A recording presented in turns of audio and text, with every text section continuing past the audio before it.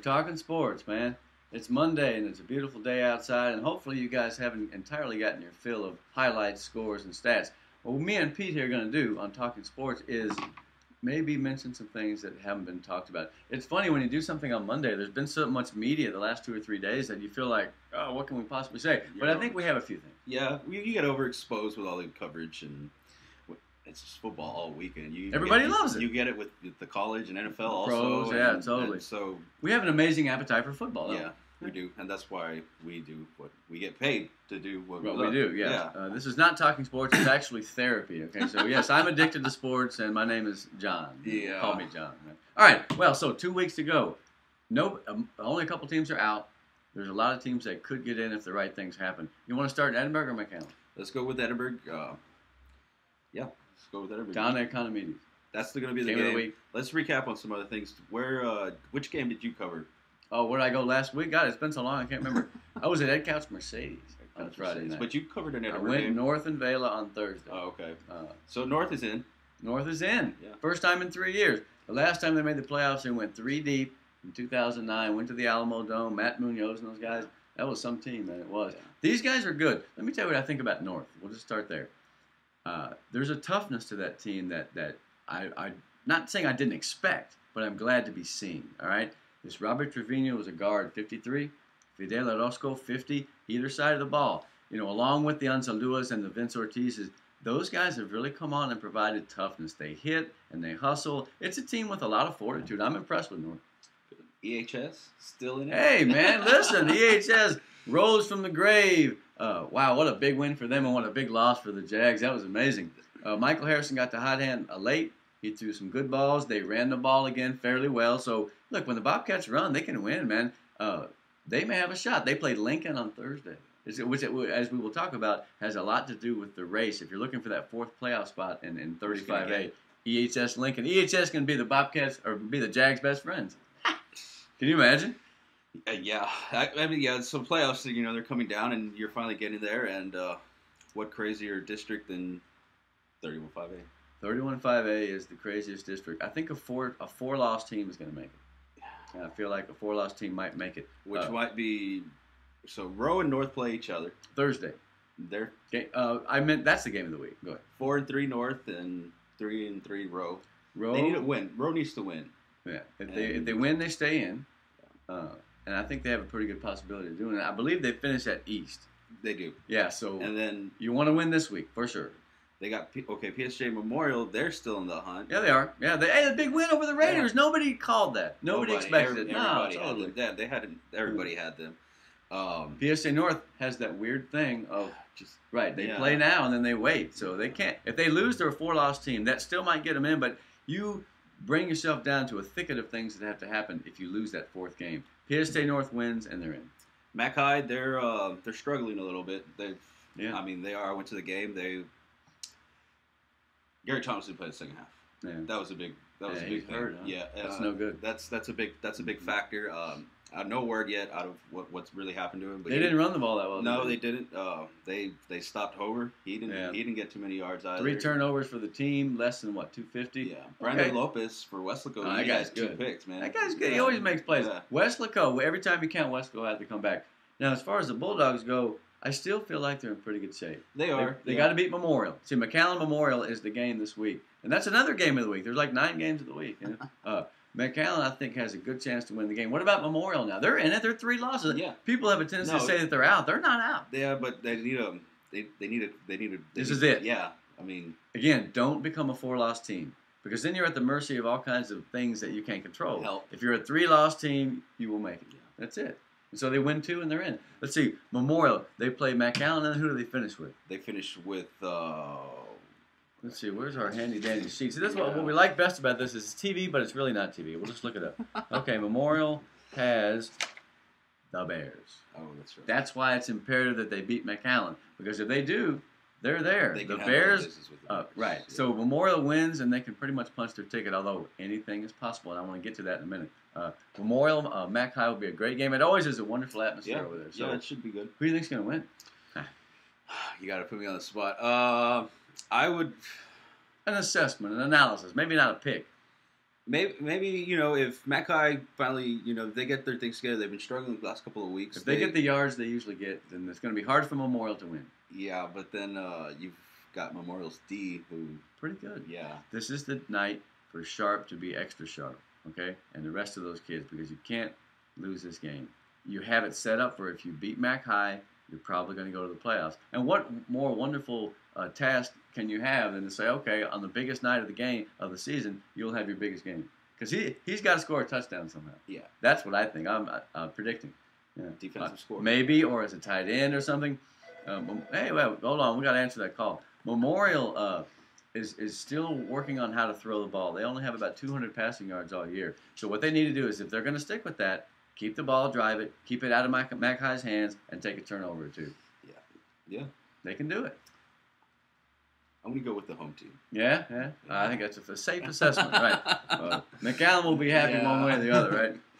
All right, well, I mentioned that, anything can happen, PSJ Bears. Here's my 30-second screed for the day. I was thinking about when I was coming over. What do you have to play for when your team is out of the playoffs? Pride.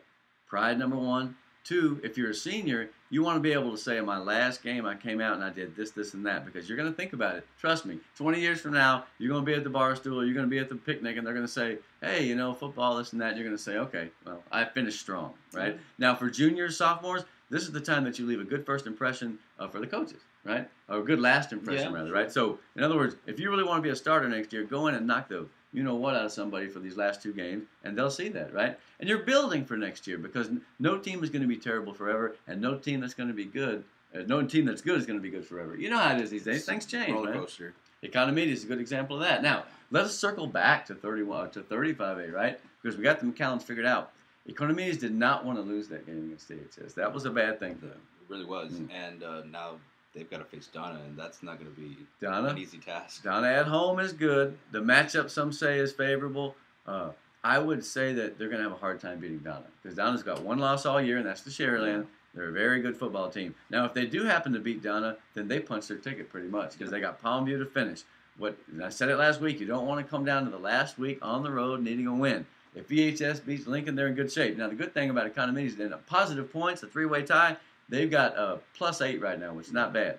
And then it depends on what they do with Lincoln. If La Jolla beats Palmview, then Palmview's out this week. So that's good. Yeah. In other words, the dominoes can fall. EHS can make their season, or make the Jag season, by beating Lincoln. And I think they're fully capable. Look, man, EHS has won 3 out of 4. Make no mistake, they're doing all right. They're peaking at the perfect time. Yeah. And they win 2. They only have one game left, though. They have one game left, and it's against Lincoln Thursday. So they're going to go, to the wall, man. I mean, I'm going to go out there and see it. You're going to be at PSD North Road. Yes. Well, those are both good games. EHS can save its season. Maybe not a playoff berth, but they can save the season by continuing the good work they've done. They'll go down in history as a big upset spoiler of the Jags. And right now, man, don't you think Economedia's hating it over there? God dang it. Totally, man. Yeah, because, they were in their own, they had their own destiny. You know what I mean? You can still make it. You just have to believe. All right? I mean, they're running the ball pretty well. Defensively, the Jags defense doesn't get enough credit. They're only giving up like 260 a game. So everybody talks about the offensive weapons and the backs, and they score a lot, right? But their defense is solid, too. They got Oliver Garza back, this linebacker, 52. Looks like Ray Lewis. They got him back. And I saw him on some plays in the highlights. Andy Duarte is having a superb season. That big, tall safety, man, that guy can play.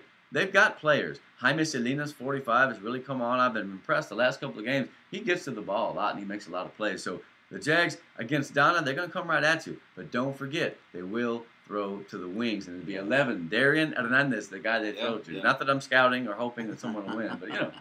But, the Economedians can still make it. I, in fact, predict here and now that they will. That sounds good, yeah. Bum, bum, bum. The bells and the gongs have sounded. All right. Now, Sharyland briefly. They got North. Yeah. We talked a lot about the Cougars already. What do you think of Sharyland's chances of ending the season undefeated? Very, very good. Yeah. Because it's North and then Vela, right? Okay. Yeah. I mean, you should expect a win over Vela. Can Sharyland expect a win over North? Not expected, but they can do it. I mean, it's possible, and North is going to have to step up. And you know what's funny is when teams, the old Port Isabel teams are a good example of this. Speaking of Gabe Pena and the Jags, they came on the field, and it wasn't a matter of are we going to win. You know, they would always say Tommy Robertson, and they Yeah. would say, "Man, how much are we going to win by? In other words, how much of a beatdown are we going to put on these guys?"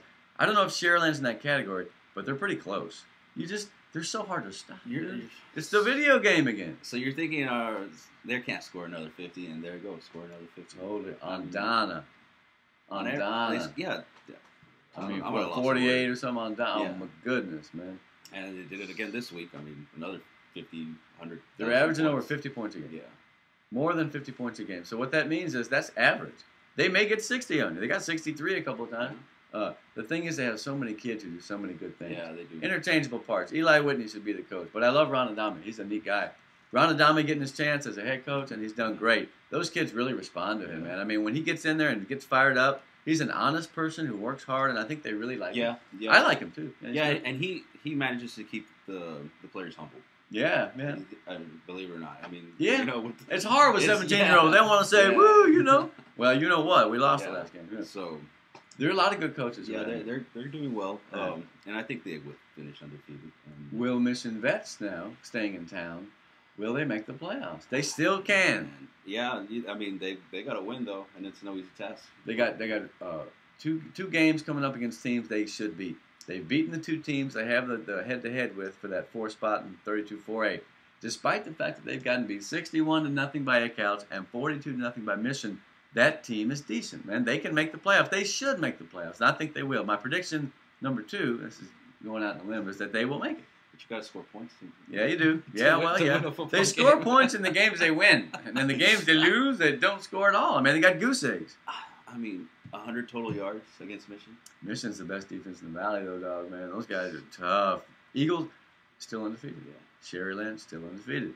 Mission is, man, that Sergio Guerrero is the defensive back. He ran another pick 6 the other day, and he makes tackles. Albert Roque, he's a 3-year starter. I like that defense. And the thing is, man, you know, they get turnovers and they do something with it. Yeah. Some teams get a turnover and they turn it right back. They punt. 3 turnovers, and they got 14 points off those 21 points in the second. Mission is efficient, man. It's going to be interesting to see who they draw in the playoffs. I think it might be Alice. Or no, I think Ed Couch is against Alice. Here we go. You want to look that up because you're going to like this. This is like just a tiny precursor. Yeah. The Flower Bluff is a team you don't want to play. Flower Bluff is the best team up there. But you know who else is good? Corpus Christi Ray. Yeah. They're a 1-loss team. In fact, I was looking at it. Ed Couch and Mercedes will be small. That means that Mission will be big because they're huge. And Veterans, if they make it, will be the other big school team. They might get Flower Bluff. In fact, it looks like they might. All right, hey, you know, such is life. Just do it. Make the playoffs, right? I think that team has tons of talent. Today is the week we see Santos with a comeback. Santos Villarreal got popped around 13 sacks. Yeah, that's got to be kidding, man. That's tough. But he's tough, and he's good. So he's got to get right back on deck and start taking his hits, man. He's going to do good. If he has the kind of ball game he's capable of, Vets will win the game, and they will make the playoffs. They play at Rio.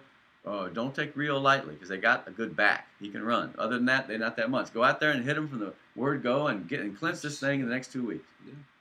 I think that's pretty much covers it for right now. What about the 7th grade team at Coakley and Harlingen? No. Hey, see, that's the thing. We're addicted to football. We totally are. I can do this all day. I promise you. I mean, we did, 9, 5, 6 the other day. They were doing this. We're doing this. Sometimes I feel like I need about 3 of me and 2 of you, and we'll make it. Yeah. We're going to do 2 shows. One in an alternative universe where we come out like Spock with a beard on, in Star Trek, right? All right, so any details or notes to mention this week? Just the usual. We're on yourvalleyvoice.com, and we'll be out at the games, getting some video, getting some photos, put some galleries up, get everything together. If you tell your friends, I still think a lot of people are not glomming onto this yet. Some are, some aren't. Tell people, man, we just mentioned your kid's name and said he's a stud. I mean, what else is there, right? To hear things about the people you love playing the game that they love by a couple of people who love to do what they do, which is what? Talk sports. Talking sports. Happy Monday. See you next week. We'll have 1 week left in the regular season. We're going to really talk playoffs next week. We got